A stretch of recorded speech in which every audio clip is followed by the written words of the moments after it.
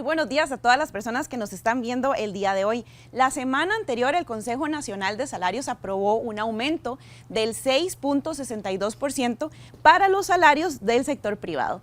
Y para hablar sobre aumentos de salarios, a quienes les aplica, a quienes no, y cómo hago incluso para pedir un aumento salarial, me traje el día de hoy a mi colega Marcela Acosta, abogada laboralista y socia de Cuatro Legal. Marcela, bienvenida, muchísimas gracias por aceptar la invitación el día de hoy. Hola, muy buenos días. Gracias a ustedes por invitarnos. Marcela, tratemos de aclarar también, porque a pesar de que la semana pasada salió esta notición del aumento de salarios, pues muchas personas están un poco confundidas de si me aplica ya, cuándo empieza a regir. Entonces, hablemos de cuándo empieza a regir este aumento salarial. Bueno, es muy importante recordar que, bueno, como usted mencionó, el aumento salarial aplica para el sector privado y es de un 6.62 para los trabajadores, con una excepción, la empleada doméstica es de 2.33. Entonces, es importante también que sepamos que en ocupaciones vamos a tener esa diferenciación. Respecto a la aplicación, aplica a partir del 1 de enero del 2023, pero el Consejo Nacional de Salarios debe tirarlo antes del 1 de noviembre, cosa que efectivamente ya hizo. Claro, para que todos los trabajadores estén pellizcados de cuando les toca el aumento y que no se les pase, ¿verdad? Por si no se los aplican. Correcto. Y que aplica también para los trabajadores del sector privado y no público, entonces también hay que tenerlo muy en cuenta. Marcela, ¿cómo un trabajador puede calcular cuánto le tocaría de aumento a ese salario? Bueno, es muy importante aquí tener en cuenta, ¿verdad?, que ese 6.62% aplica sobre el salario bruto, es decir, antes de hacer las deducciones de ley que corresponden a las cargas sociales y a los impuestos cuando el salario alcanza los imponibles de ley. ¿Cómo lo podemos calcular? Tomamos nuestro salario, lo multiplicamos por 6.66% y esto nos va a dar el salario adicional o el monto adicional que tiene que sumarse a partir de enero de 2023. Ok, ahora entonces lo que podríamos hacer los trabajadores es fijarnos en la tabla de salarios que sale publicada en la página web del Ministerio de Trabajo y ahí empezamos a ver también debería ser nuestro salario mínimo para saber incluso si estamos ganando por lo menos el mínimo y hacer esta fórmula matemática que en realidad está muy sencilla. Correcto. De hecho, a propósito de lo que usted menciona, es importante que recordemos que esta aplicación del salario mínimo no es de aplicación obligatoria para todos los trabajadores, sino que resultará de aplicación obligatoria únicamente para los que estén en el piso. En derecho laboral tenemos algunos techos como las jornadas laborales y tenemos pisos, es decir, no pueden ganar por debajo de ese piso. Eso pasa con el salario mínimo. Entonces, quien esté en el salario mínimo estará dentro del supuesto para poder aplicar a este aumento obligatorio. Los trabajadores a quienes se les haya prometido de por sí aplicar este aumento obligatorio también podrán reclamarlo como tal, o a quienes por costumbre se les haya aplicado todos los años este aumento también podrán reclamarlo como un derecho adquirido. Qué importante está hacer esta aclaración. Es decir, si mi patrono me prometió que me iba a hacer el aumento, entonces estaría obligado a aplicarlo. Tendríamos que ver esa promesa en dónde descansa, tendríamos que ver en dónde descansa, ¿verdad? Si esa promesa ha estado en un contrato de trabajo, si esa promesa está incluso en las ofertas laborales, que recordemos que también generan obligaciones estas tratativas preliminares, ¿verdad?, para la contratación, pero sí, efectivamente, si existe una promesa de que el aumento se dará, pese a que usted no esté en el salario mínimo de ley, puede resultar obligatorio. Vamos a ver, entonces aclarémoslo, porque si yo gano más del mínimo, mi patrono no estaría obligado a hacerme este aumento salarial a partir de enero.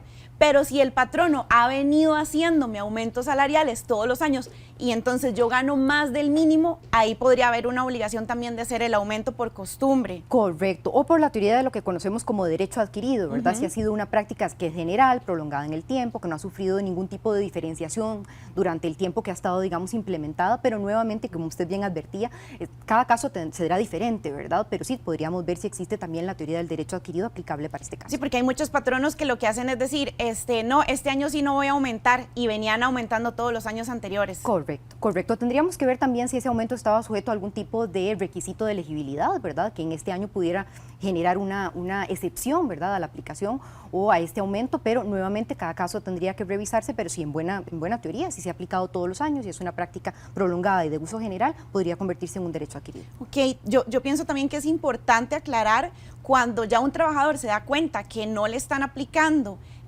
los aumentos por ley, que gana incluso menos del mínimo, qué hacer en caso de que pues se esté incumpliendo. Si hay que denunciarlo, hay que irse a demandar. Aclarémoslo de una vez. Yo creo que es muy importante y siempre insto mucho a las partes a utilizar los medios conciliatorios. Esto significa toquemos primero esa puerta del patrono y advirtamos que hay una equivocación, ¿verdad? Que puede ser muchas veces por ignorancia. Y aquí quisiera aplicar un poco el ejemplo del último aumento salarial, que fue de un 1,24 para este último semestre, que la publicación en la Gaceta salió un poco tardía. Y muchos de los patronos estuvieron esperando que se hiciera la publicación y demás, y de repente no utilizaron, ¿verdad?, la aplicación inmediata del aumento salarial. En este caso fue por ignorancia y no por una mala fe.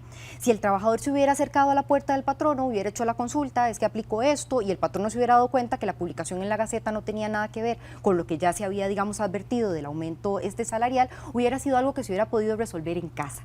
Entonces yo sí creo que la primera instancia a agotar es esa etapa conciliatoria de verificar con mi patrono si sabe que comete un error.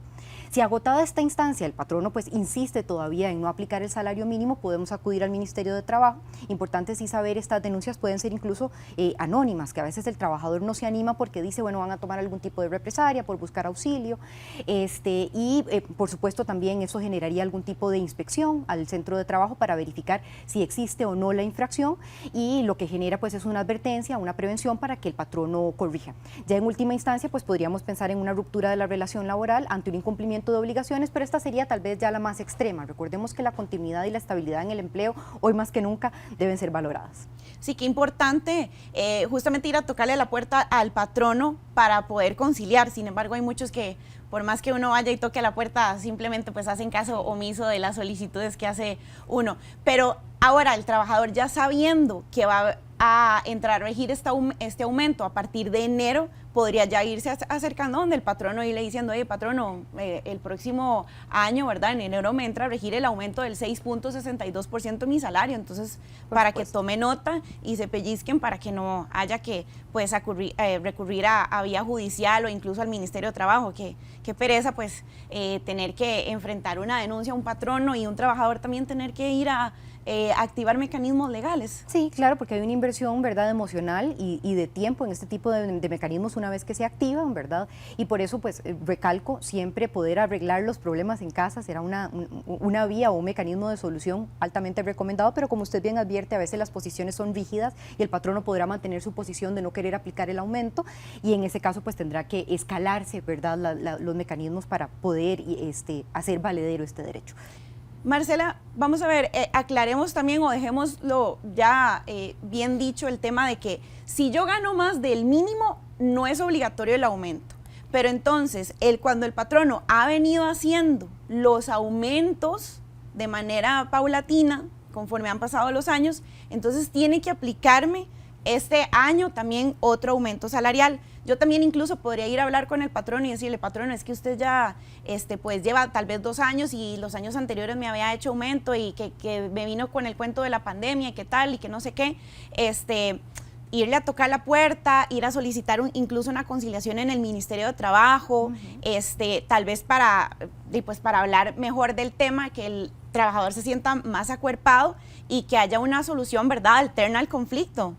De hecho, cuando esta aplicación, ¿verdad?, ha sido una liberalidad del patrono, en este caso porque no está en el mínimo, sino que por algún acuerdo, sea porque ha sido una obligación entre partes o porque yo como una mera voluntad he aplicado algún aumento, incluso puede que el aumento no haya sido del mismo porcentaje de ley, sino que siempre que hay un aumento de manera semestral o anual, en los años anteriores tuvimos aumentos que eran anuales, no de aplicación, digamos, semestral, puede ser que el aumento no haya sido del mismo porcentaje, pero sí que tengamos la práctica de hacer un aumento cuando el Consejo Nacional de Salarios reconoce un aumento. Entonces es el derecho a la regla en el que tendríamos que verificar si el trabajador efectivamente la ostenta y bajo qué requisitos de elegibilidad, ¿verdad? Por eso le decía que cada caso tendrá que revisarse. El que sí es una regla, sí, porque sí, es el salario mínimo que tiene que ser, nunca podrá estar debajo del piso.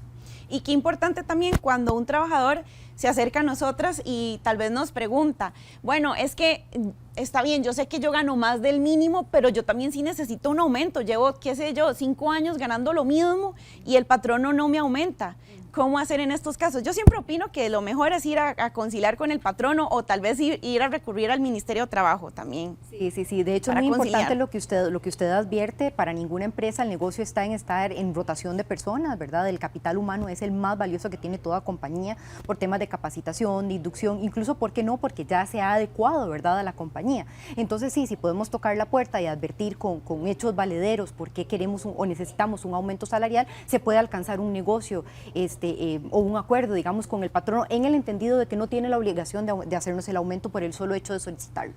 Ahora sí, hablemos de este tema tal vez un poco controversial, y es cuando, y lo hablamos fuera de cámaras, cuando un trabajador, el patrono le dice, bueno, usted necesito que me absorba las funciones del otro que se fue o lo despidieron, y entonces se quedó haciendo las labores del otro trabajador, o le toca hacer 2 puestos al mismo tiempo y solo está ganando un salario, ¿verdad? No le ofrecieron más salario, no le pagaron más por la recarga de labores, nunca contrataron al otro trabajador que se había ido de la empresa. Entonces, en estos casos, ¿verdad? ¿Cómo hacer? Sí, porque sí le tocaría un aumento. Sí, es muy importante, ¿verdad? A veces tenemos trabajadores que son lo que de manera popular llamamos zoila, que es esa persona, ¿verdad?, que se dedica a hacer muchísimas funciones porque no tenemos suficiente capital humano para hacer más contrataciones, o de repente, digamos, el patrono ha visto en esta persona a alguien altamente eficiente y lo recarga de funciones.